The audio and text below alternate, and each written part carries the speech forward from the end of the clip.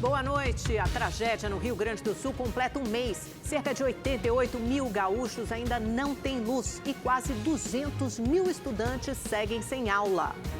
Lula anuncia novo pacote com linha de crédito rural de até 15 bilhões de reais para empresas. E você vai ver também. Presidente do STF, Luiz Roberto Barroso, dá prazo de 72 horas para o governo de São Paulo se manifestar em ação que questione edital de câmeras da PM. Desemprego no primeiro trimestre tem o melhor resultado em 10 anos. No mês de abril, 240 mil empregos formais foram gerados, número acima da expectativa de analista. E a movimentação das estradas e rodoviárias para o feriado de Corpus Christi é agora no Rede TV News.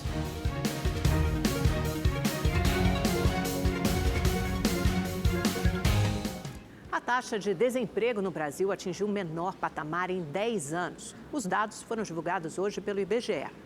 A viagem do Ivan, do Ceará até a capital paulista, valeu a pena. Ele só ficou uma semana desempregado. Eu não esperava realmente isso. Eu pensava que ia demorar um pouquinho, devido ao histórico, né? Tudo, mas aqui realmente foi muito rápido. Já a viagem do William não foi tão longa. Ele veio do Rio de Janeiro para tentar a vida em São Paulo. Depois de 5 anos trabalhando na informalidade, foi selecionado para uma vaga com carteira assinada. Dignidade, amigo. Dignidade. Ter o mínimo de dignidade. É você poder entrar no supermercado e você ter o mínimo de dignidade para levar o pão de cada dia. As situações do Ivan e do William vão de encontro com os números apresentados hoje pelo IBGE. A taxa de desemprego no Brasil foi de 7,5% no trimestre encerrado em abril. No mesmo trimestre de 2023, a taxa era de 8,5%. Este é o melhor resultado para o trimestre desde 2014. Eu acho que isso mostra também o quanto a economia brasileira, apesar da taxa de juros alta que o Banco Central vem mantendo, está resiliente nesse momento e está com uma atividade pujante. Os números da PNAD contínua mostram também que a população ocupada no Brasil chegou a 100 milhões e 800 mil. São 2 milhões e 800 mil postos de trabalho a mais na comparação com o mesmo trimestre de 2023, encerrado em abril. E o número de trabalhadores com carteira assinada chegou a 38 milhões, um recorde da série histórica iniciada em 2012. O rendimento médio real das pessoas ocupadas no trimestre encerrado em abril foi de R$ 3.151, com alta de quase 5% na comparação anual. Com isso, a massa de rendimentos, que é a soma das remunerações de todos os trabalhadores do país, chegou a 313 bilhões de reais. Eu acho que tem um impacto considerável disso daí também do reajuste do salário mínimo, mas tem um efeito direto também na Seguridade Social. A reforma da Previdência, o INSS, é um assunto que está sempre em voga e você vendo essa massa salarial aumentando, traz um alívio ali, buscar um ponto de equilíbrio. Pois é, e o Brasil fechou o mês de abril com saldo positivo de 240 mil empregos com carteira assinada. O dado é do Cadastro Geral de Empregados e Desempregados do Ministério do Trabalho. No acumulado do ano, foram gerados 958 mil empregos formais. O setor de serviços foi o que mais abriu vagas. O ministro do Trabalho, Luiz Marinho, destacou que esse é o melhor quadrimestre dos últimos 13 anos e comentou que o impacto da calamidade pública no Rio Grande do Sul deve ser compensado pelas contratações para a reconstrução do Estado. Vai ter impacto, seguramente, no emprego do Estado, que impactará seguramente no geral do país. As ações de recuperação, eu creio que deve também ter um impacto positivo a partir daí na retomada, especialmente na indústria da construção, venda de materiais de construção, porque as casas terão que ser recuperadas, pintadas, limpadas, feito reparos, enfim, além das novas construções. Amanhã é feriado de Corpus Christi e como muita gente vai emendar, a gente já sabe que as estradas devem ficar lotadas, pelo menos essa é a previsão. Vamos conferir agora como está a saída para o feriadão com os nossos repórteres já em tela. Temos os três, Estela em São Paulo, Daniela no Rio de Janeiro e Rodrigo Cabral em Belo Horizonte, Minas Gerais. Vamos começar aqui pela Estelinha em São Paulo, que já está acompanhando a movimentação das estradas. E aí, Estela, bom horário para o motorista sair de casa ou já está cheio?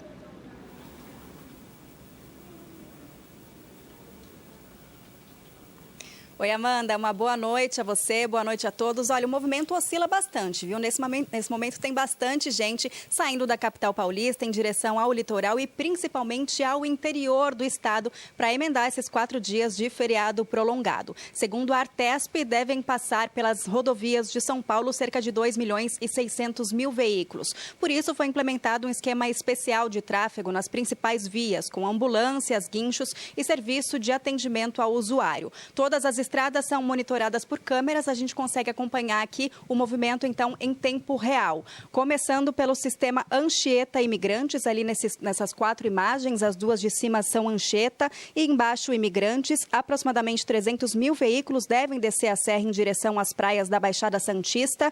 No monitor de cima ali que mostra o pedágio da Anchieta, na altura do quilômetro 31, a gente vê que o movimento é bastante tranquilo, né? Alguns caminhões passando nesse momento, mas quem vai pegar a estrada para a Baixada Santista pode ir com tranquilidade. O fluxo mais intenso está previsto para amanhã, das 9 da manhã até as 2 da tarde, durante a Operação Descida. Então, aí sim é bom se preparar, ver se o carro está em dia, né, para pegar a estrada e ter paciência para enfrentar o congestionamento.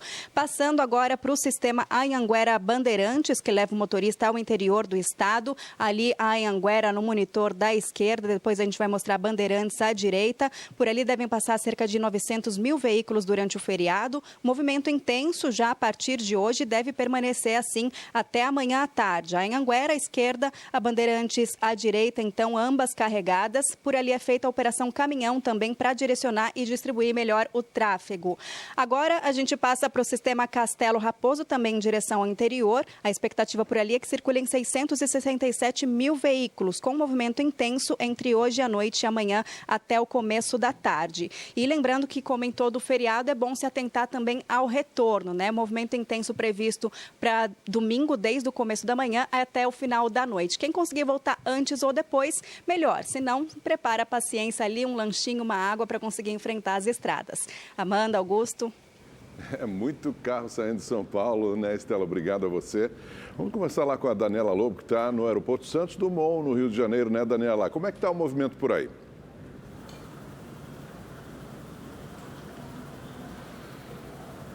Boa noite, Augusto. Boa noite, Amanda. Boa noite a todos que nos acompanham. São esperados quase 95.000 passageiros que devem embarcar em 842 voos aqui no aeroporto Santos Dumont durante esse feriado de Corpus Christi, que deve se estender até a próxima segunda-feira. Já no aeroporto internacional Tom Jobim, são esperados 188.000 passageiros, destes 124.000 para destinos são Belo Horizonte, Recife e São Paulo. E para ter uma boa viagem, a recomendação é que os passageiros para voos domésticos cheguem com 1h30 de antecedência aos aeroportos e para voos internacionais antecedência. Augusto, Amanda. Obrigada, Daniela. Olha, Cabral, parece que tem muita gente indo aí para Belo Horizonte, hein? Do Rio de Janeiro diretamente para Belo Horizonte, só que o Cabral está na rodoviária. Nos conte como está a movimentação por aí. Cabral, boa noite para você.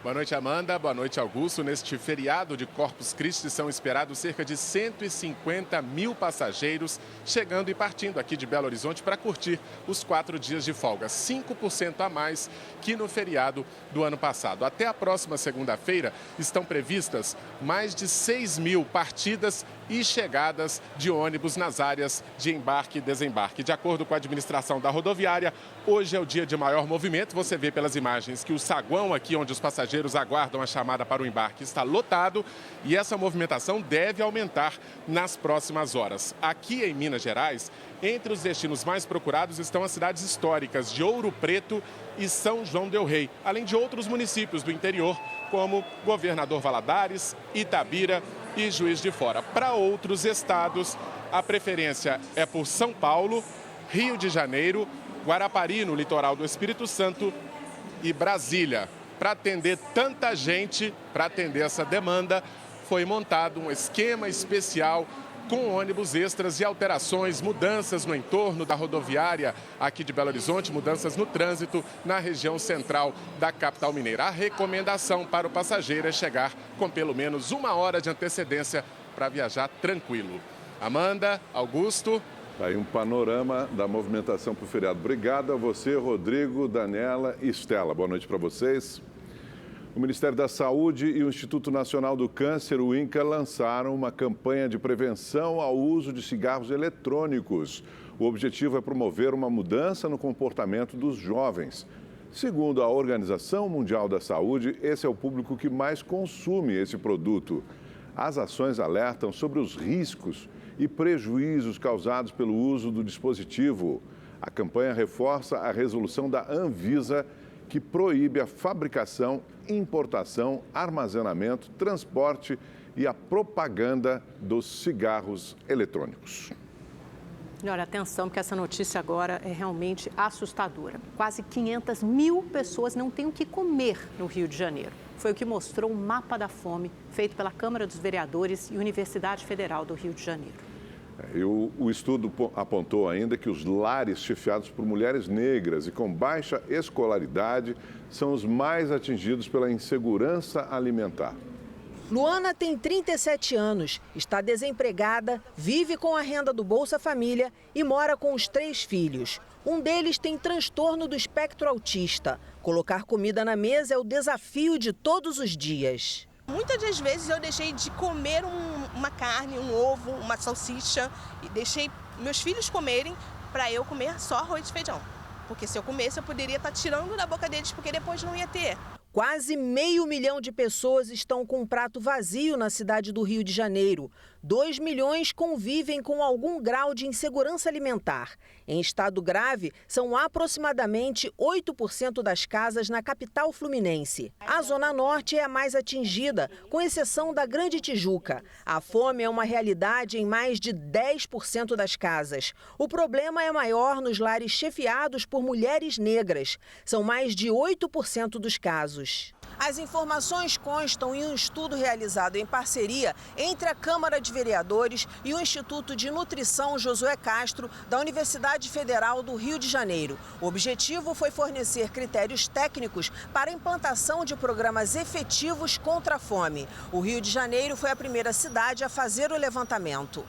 2.000 pessoas foram entrevistadas entre novembro de 2023 e janeiro de 2024.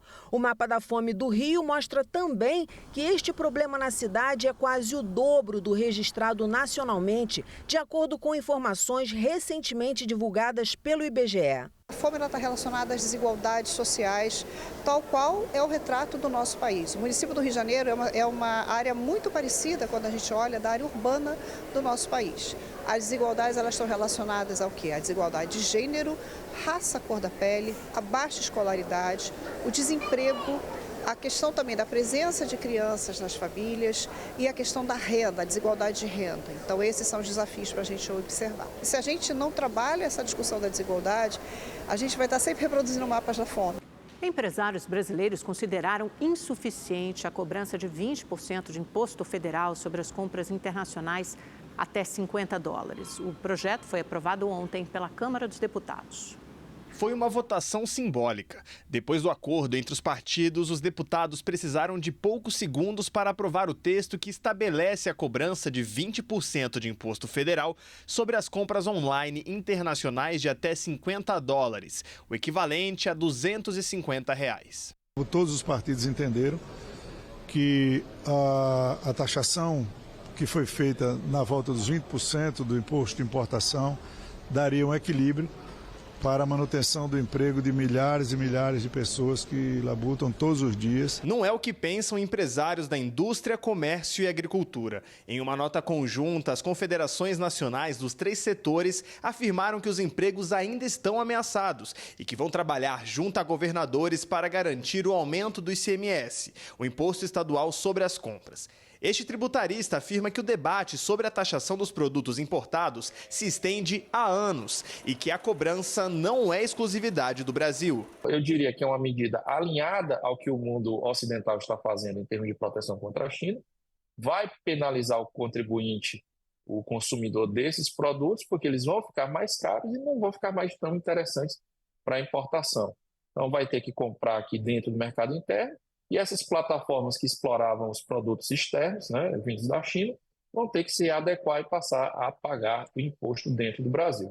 Pelo texto aprovado na Câmara, todas as compras feitas em sites internacionais serão taxadas em 20%, além da cobrança já existente do ICMS, o imposto estadual, que é de 17%. Os impostos incidem também sobre o valor do frete. Com isso, uma compra de $50, já incluindo a entrega, que equivale a cerca de R$ 260, pode ter um custo final de até R$ 356. O texto aprovado pela Câmara é fruto de um acordo entre o Congresso e o governo, uma vez que o presidente Lula havia afirmado que vetaria a tributação dos importados. O projeto de lei ainda precisa passar pelo Senado e pela sanção presidencial para começar a valer. A expectativa é que a taxação garanta R$ 2 bilhões em arrecadação para o governo federal, além do impacto positivo para o mercado interno. Quem deve sentir primeiro o impacto, né, são as varejistas de roupas preponderantemente femininas, que a gente vai ter que esperar aí pelos próximos 4, 5 meses é ver qual é o tamanho do impacto da arrecadação, se vai ser mesmo aqueles 2 bilhões que o governo calculou, e se isso efetivamente vai reverter em maiores vendas nacionais. Nossa, bela imagem mesmo. Hora de saber como fica a previsão do tempo para esse feriadão. A gente já viu as estradas, né, seu Igor Silveira? Agora é com você. Vamos saber se vai fazer sol, frio, chuva, o que esperar. Boa noite, Amanda, Augusto. Boa noite para você que está em casa. A chuva perdeu força e o destaque agora é a frente fria. Inclusive na Serra de Santa Catarina, hoje a temperatura mínima chegou a 0,8 graus. E apesar deste frio todo, um morador da região conseguiu registrar neve que caiu perto da casa onde ele mora.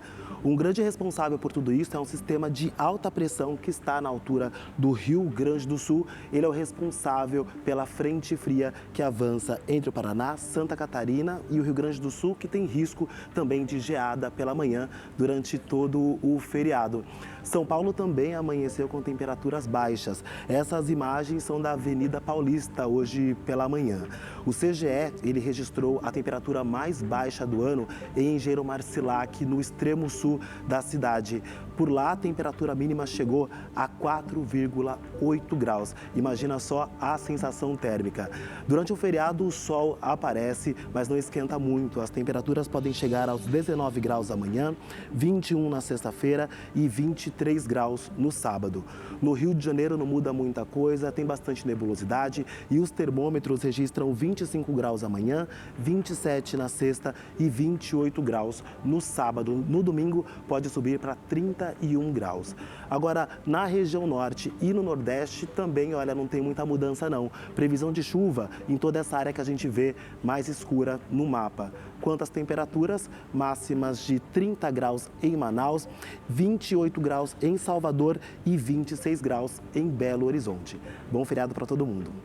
Amanda, Augusto. Obrigado a você, Igor. Boa noite. O presidente do Supremo Tribunal Federal, ministro Luiz Roberto Barroso, deu prazo de 72 horas para o governo de São Paulo explicar o edital que autoriza policiais do Estado a ligar ou desligar as câmeras corporais durante as operações, além de reduzir os prazos de armazenamento das imagens. A determinação atende pedido da Defensoria Pública do Estado, que apontou suposto descumprimento de compromissos do governo paulista sobre o uso do equipamento. O ministro Barroso pede ainda esclarecimentos sobre a adequação do modelo de contratação do governo de São Paulo à portaria do governo federal que fixa diretrizes para o uso das câmeras.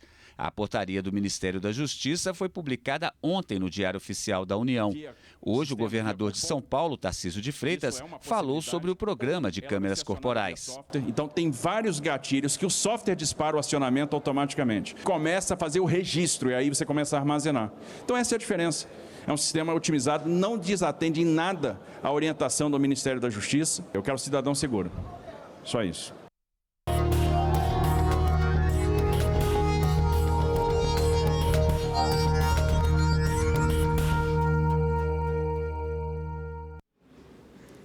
Em Porto Alegre, nos bairros da Zona Sul, a rotina já começa a voltar ao normal. Mas na Zona Norte, infelizmente, o cenário ainda é desolador. Moradores estão acampados há mais de 20 dias. O tempo passa e aos poucos a água vai voltando ao lugar de origem. No bairro Menino Deus, onde a água passou de 1,5 metro de altura, a rotina segue quase que normalmente. Já na zona norte da capital, a situação é a mesma há quase um mês. Casas submersas, comércios fechados e moradores desalojados. Já faz 24 dias por aí, até perdi a conta que eu estou desde o primeiro dia. Comecei debaixo de uma barraquinha, aí fui juntando madeirinha, consegui fazer um barraco para mim, estou ali quietinho no meu canto até abaixar para voltar a trabalhar de novo, que a gente precisa, né? Cerca de 30 moradores do bairro Maitá estão vivendo aqui, às margens da BR-290. Isso porque o bairro, mesmo após 20 dias, segue inundado. Eles então montaram estruturas como essa, tendas, com o básico para sobreviver nesse período complicado. Fogão, chaleira e panelas dividem espaço com a cama e o restante dos móveis que o Emerson conseguiu salvar. Resiliente, ele conta que a união dos gaúchos diminuiu o sofrimento e trouxe esperança. Se entrar dentro do meu barraco ali, você vai ver que eu tenho até para repartir com alguns familiares que vão voltar dos abrigos, né? Então, só agradecer o povo gaúcho, esse povo que nos abraçaram, que nos ajudaram desde uma velhinha. Só tenho a agradecer. A Casa de Bombas número 5, responsável pela drenagem do local, teve a operação paralisada no final da manhã. Houve um problema com o gerador da estação. Próximo dali, moradores do bairro Sarandi começam a retomar as atividades. A Osana é serigrafista e trabalha em uma cooperativa. Enquanto a água segue baixando, ela atua como voluntária. É muito doloroso a gente ver o nosso Porto Alegre nessa situação. Eu escolhi o Porto Alegre para morar, que eu sou do Ceará. Eu moro aqui há 23 anos e gosto do frio. Eu amo isso aqui, sou gaúcha de coração. Mas é muito triste ver o Porto Alegre assim, muito triste. O governo federal marcou para 6 de junho o leilão público para compra de arroz importado. A intenção é adquirir 300 mil toneladas de arroz. As medidas para a reconstrução do Rio Grande do Sul incluem também linhas de crédito para empresas do estado. A medida provisória destina 15 bilhões de reais do Fundo Social a linhas de financiamento para empresas de todos os portes em áreas de calamidade pública no Rio Grande do Sul. A MP disponibiliza linhas de crédito a pessoas físicas e jurídicas a juros baixos para comprar máquinas, elaborar projetos customizados e viabilizar capital de giro. O governo destacou que espera dos beneficiados o compromisso com o nível de emprego. Não há trava para quem pode acessar, então mesmo as pequenas e médias também podem acessar essa linha, mas em especial, e aqui a novidade, é para que as grandes, médias e grandes empresas também possam usar um financiamento que tem uma taxa de juros sem precedente no país e vai ser muito importante para essa reconstrução do parque industrial, da grande agricultura, do grande agronegócio do Rio Grande do Sul. A medida provisória também inclui as cooperativas de crédito como operadoras do Programa Nacional de Apoio às Microempresas e Empresas de Pequeno Porte. O governo anunciou ainda um aporte adicional de 600 milhões para garantir operações de crédito rural a pequenos e médios agricultores. Além de 50 milhões para reparos emergenciais de equipamentos de centros de pesquisa danificados com as enchentes e um edital de 15 milhões para equipamentos pessoais de pesquisadores. O presidente Lula cobrou a colaboração do Banco Central para reduzir a taxa Selic, os juros básicos da economia, e destacou que o país precisa se preparar para eventos climáticos. Nós mudamos o paradigma de tratar de problemas climáticos nesse país. A partir de agora, não apenas o Rio Grande do Sul, mas qualquer região que tiver um problema climático, ele terá que ter uma ação especial e é por isso que nós estamos trabalhando a construção de um plano antecipado para que a gente tente evitar que as coisas aconteçam nesse país. Eu espero que o presidente do Banco Central veja a nossa disposição de reduzir a taxa de juros e ele, quem sabe, colabore conosco reduzindo a taxa Selic para a gente poder emprestar a taxa de juros ainda mais barata, a spread mais barata. E hoje faz um mês que um volume de água recorde começou a atingir o Rio Grande do Sul, provocando a maior catástrofe climática do estado. A reconstrução está apenas começando e a população ainda vai enfrentar muitos problemas pela frente. Pois é, entre eles estão as doenças, como aquelas provocadas pelo contato com a água contaminada. Hoje, a ministra da Saúde, Nízia Trindade, se encontrou com os secretários de saúde dos municípios gaúchos. O repórter Igor Damasceno está ao vivo em Porto Alegre, tem mais detalhes, acompanhou todas as informações sobre esse encontro. Estou vendo que onde você está, Igor, você pode até nos dizer onde é, mas ainda tem bastante lixo, bastante entulho, quer dizer, o trabalho de limpeza continua na cidade.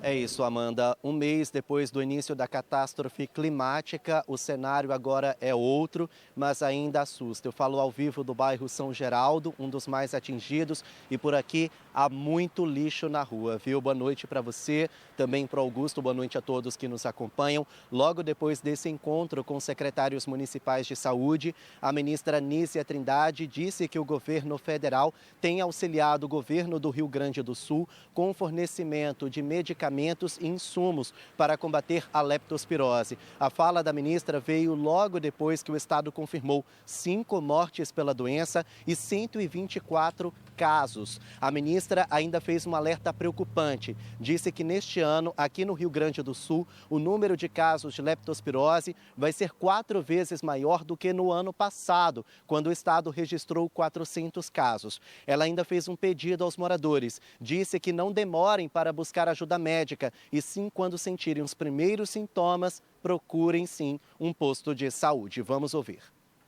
Há tratamento para leptospirose e por essa razão nós recomendamos, eu queria enfatizar isso, que não se espere a confirmação do diagnóstico. Temos testes, o Laboratório Central está processando esse material, é importante isso para que a gente conheça a realidade, mas o tratamento ele se dá a partir do momento que se verificam os sintomas. E está havendo atendimento de saúde e é fundamental também, naturalmente, que as pessoas não se automediquem. Bom, Nízia Trindade sobrevoou hoje o Vale do Taquari, onde tem 40 municípios ainda em situação de calamidade. Ela sobrevoou essa área ao lado do secretário especial de apoio à reconstrução do Estado, Paulo Pimenta, e também o ministro-chefe da Casa Civil, Rui Costa. Os três conseguiram verificar que ainda há muita água represada, o que impede o trabalho, por exemplo, dos agricultores. Por isso, entre os anúncios do governo federal, está um fundo garantidor para esses profissionais com mais linhas de crédito. Foram anunciadas ainda 3 linhas de crédito para empresários que enfrentam essa situação, como a gente viu na reportagem do Matheus De Luca. E olha, gente, como eu disse, eu falo ao vivo do bairro São Geraldo. A situação aqui é de pós-guerra, como vocês acompanham nas imagens. Um mês depois, o cenário ainda assusta e causa muita preocupação. Nós preparamos uma reportagem sobre esse assunto. Vamos acompanhar. Meu Deus! Meu Deus! Há um mês, a chuva se intensificou e os gaúchos enfrentaram a pior tragédia climática da história do país. Os números impressionam. Mais de 2.500.000 pessoas afetadas, 461 municípios em situação de calamidade e um prejuízo de 50 bilhões de reais, segundo o governador do estado, Eduardo Leite. As imagens ainda estão frescas na memória. Quem não se lembra do cavalo Caramelo tentando sobreviver no telhado de uma casa em Canoas? Ou dos imóveis do bairro Matias Velho totalmente submersos. Os desafios ainda são muitos. É hora de lavar o pouco que ainda é possível recuperar e jogar fora tudo o que foi perdido. A dona Romilda não se conforma em abrir mão das roupas que vendia. Eu fico triste, muito triste, por perder um valor alto de mercadoria, aqui uns 40 mil de mercadoria, né, ou mais. Teve, sim, muita gente, né, no Rio Grande do Sul todo, que perderam tudo, inclusive na minha rua ali, as casas, perderam tudo, tá tudo na rua, os lixos, né, e muita gente perdeu a vida. Isso me conforta que a gente ficou todos ficamos a salvo, né. Ela é dona de um ateliê no centro de Porto Alegre. Bom, a gente vai ter que começar do zero, né, como der, né, para começar. Se a gente conseguir pegar o auxílio do governo, né, tudo bem, já tem assim, pelo menos para fazer a pintura do prédio vai dar, né. Um mês depois do início da tragédia climática, a água secou em pelo menos 10 bairros daqui de Porto Alegre. mas o cenário ainda assusta. O problema agora é outro. Aquilo que foi adquirido após anos de trabalho agora está na rua, totalmente destruído. O Marcos teve um prejuízo de R$1 milhão. É uma tristeza, cada material a gente sabe o valor dele, cada material a gente sabe como é difícil vender ele. E cada vez que tu pega um desses materiais e joga aqui no lixo, sabendo que vai para descarte, parece que tira um pouco assim da nossa esperança, da nossa vontade. As ruas da capital gaúcha estão tomadas pelo lixo. A sujeira é armazenada em aterros improvisados. Nesse local, há uma verdadeira montanha de entulhos. Mais de 14 mil toneladas de lixo foram recolhidas por 800 garis da prefeitura. Outros 3 mil foram contratados por cooperativas. No momento de reconstrução, a profissão, que antes não era tão reconhecida, se mostra fundamental. A gente passa nos lugares aí, tem pessoas que reconhecem, né, nos agradecem pelo trabalho que está sendo feito, né. Outros a gente até entende a indignação, mas não tem o que fazer, né, é uma coisa que ninguém esperava, né? É um trabalho muito complexo, né? Nós não podemos também exigir que a população descartem todos esses resíduos contaminados, que são objetos da casa, são memórias afetivas, muitas deles sujos, com lama, com esgoto, com barro, de uma única vez. Cada pessoa tem o seu momento de fazer esse descarte, de entrar de volta na sua casa.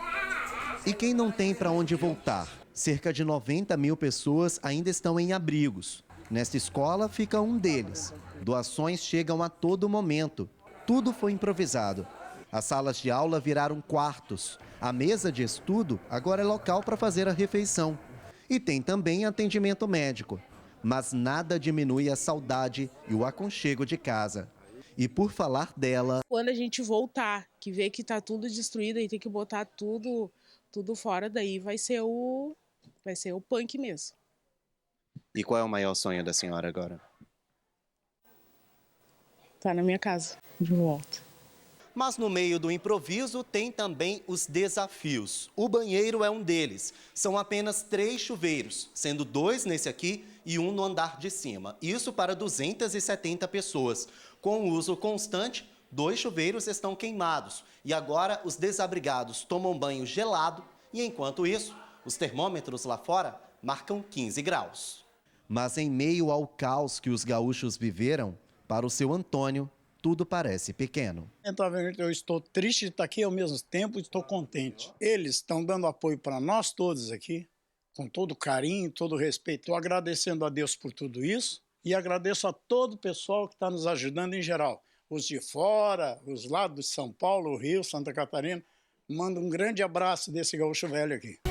O Congresso Nacional aprovou 4 bilhões e 700 milhões de reais em créditos adicionais para vários ministérios. Mais da metade dos recursos é destinada à saúde para, entre outros investimentos, implantar, ampliar e melhorar sistemas públicos de abastecimento de água em municípios com até 50 mil habitantes, além de custear serviços de assistência hospitalar, ambulatorial e de atenção primária à saúde. Os 10 projetos de lei que os parlamentares aprovaram seguem agora para sanção presidencial.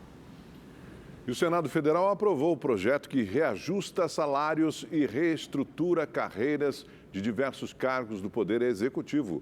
Os aumentos serão escalonados até 2026 e variam de 27% a 77%. Os maiores reajustes serão para os policiais penais. Também serão beneficiados os delegados da Polícia Federal, rodoviários federais, servidores da Agência Nacional de Mineração e da Fundação Nacional dos Povos Indígenas. E o ministro Alexandre de Moraes participou da última sessão como presidente do TSE, o Tribunal Superior Eleitoral. Na despedida, o ministro Alexandre de Moraes voltou a defender a regulamentação das redes sociais contra a disseminação de fake news. Nós temos como sociedade, poderes e instituições, nós temos uma missão. A missão de combater esse mal que é a desinformação nas redes sociais, esse mal que é a proliferação do discurso de ódio nas redes sociais.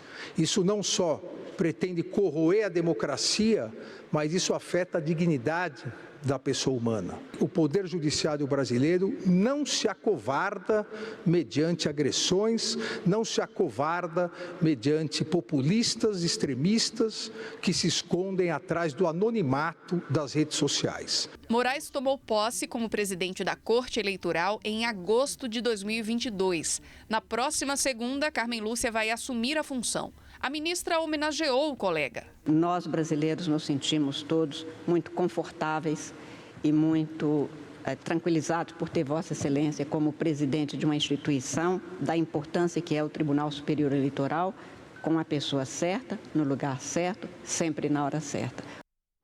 O Tribunal Superior Eleitoral manteve por unanimidade a condenação do ex-governador do Rio de Janeiro, Antony Garotinho, por um esquema de compra de votos nas eleições municipais de 2016 em Campos dos Goitacazes, no norte fluminense.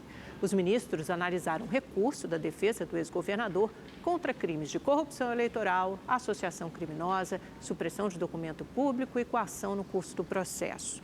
Garotinho foi condenado a 9 anos e 11 meses de prisão, mas o Tribunal Regional Eleitoral do Rio ampliou a pena para 13 anos e 9 meses. E o ministro Alexandre de Moraes, do Supremo Tribunal Federal, concedeu liberdade provisória aos 2 últimos oficiais da Polícia Militar do Distrito Federal que foram presos pelos atos golpistas do dia 8 de janeiro de 2023. O major Flávio Silvestre de Alencar e o tenente Rafael Pereira Martins estavam presos desde o ano passado. Eles terão que usar tornozeleira eletrônica, não podem ter contato com os outros investigados e devem entregar os passaportes e o registro de porte de arma. Pesquisa Datafolha, divulgada hoje, aponta empate técnico entre os pré-candidatos Guilherme Boulos, do PSOL, e Ricardo Nunes, do MDB, na disputa pela Prefeitura de São Paulo. Segundo o levantamento, Guilherme Boulos, do PSOL, tem 24% das intenções de voto. Já o atual prefeito Ricardo Nunes, do MDB, tem 23%. Os dois estão empatados tecnicamente dentro da margem de erro, que é de 3 pontos percentuais para mais ou para menos. O apresentador José Luiz da Atena, do PSDB, e a deputada Tabata Amaral, do PSB, aparecem em terceiro lugar, ambos com 8%. Pablo Marçal, do PRTB, tem 7% das intenções de voto. O deputado Kim Kataguiri, do União Brasil, e Marina Helena, do Partido Novo, têm 4%. Altino, do PSTU, Fernando Fantauzzi, do Democracia Cristã, Ricardo Senese, do Unidade Popular, e João Pimenta, do PCO, aparecem com 1%. Declararam votos em branco ou nulo 13% e 5% não souberam responder. A pesquisa entrevistou 1.092 pessoas de 16 anos ou mais presencialmente em São Paulo nos dias 27 e 28 de maio. Um levantamento feito pela Associação Brasileira de Supermercados, a Abras, mostrou que em abril houve uma redução dos preços do arroz e do feijão, o que é uma boa notícia. A expectativa é que nos próximos meses os preços diminuam também para o consumidor. Alguns alimentos não podem faltar de jeito nenhum, nem no carrinho do supermercado, nem no prato dos brasileiros. Arroz, o feijão, né, que é essencial, legumes, fruta. O arroz, o feijão, né, uma misturinha, um leite, alguma coisa assim. Então eu compro só essencial, sabe, frutas aqui, e cada lugar é um preço. Segundo o levantamento realizado pela Associação Brasileira dos Supermercados, entre janeiro e abril deste ano, o consumo das famílias brasileiras teve alta de 2,07%, e um crescimento de 0,63% em relação ao mesmo período no ano passado. Já no mês de abril, houve uma redução do consumo de 7,29% em relação ao mês de março, principalmente por conta do feriado da Páscoa. E quando uniu um ano você tem a Páscoa, que cai num determinado mês, e no ano seguinte cai no outro mês, então tem essa diferença. Mas quando você olha o acumulado, exatamente é para ter essa visão se essa queda vai influenciar ou não no consumo como um todo, que não foi o caso. O preço médio da cesta básica com 35 produtos mais consumidos, selecionados pela Abras, passou de R$ 737,33 em março para R$ 739,18 em abril, um aumento de 0,25%. Apesar da alta considerável de produtos hortifruti granjeiros nesse período, como a cebola, o tomate e o café torrado e moído, outros produtos essenciais para o brasileiro tiveram queda, como a batata e a dupla, arroz e feijão. Para os especialistas, mesmo com o impacto das chuvas na produção de arroz no Rio Grande do Sul, essa queda no preço do produto em abril deve se manter nos próximos meses e pode até cair ainda mais, principalmente com a chegada do arroz importado pelo governo federal nas gôndolas dos supermercados. Toda a safra do arroz foi colhida, quer dizer, tem uma pequena perda que aconteceu, mas essa pequena perda que aconteceu ela foi compensada com o aumento da área do plantio. Então, basicamente, não há falta de produto no mercado. Naturalmente, a hora que esse arroz importado chegar, o consumidor não só vai ter oportunidade de comprar, mas os outros que estão no mercado vão competir. E aí, com certeza, o preço vai abaixar. E o Rede TV News fica por aqui. Uma ótima noite para você, bom feriado e até amanhã. Continuamos a partir das 7h15 da noite. Bom feriado, boa noite.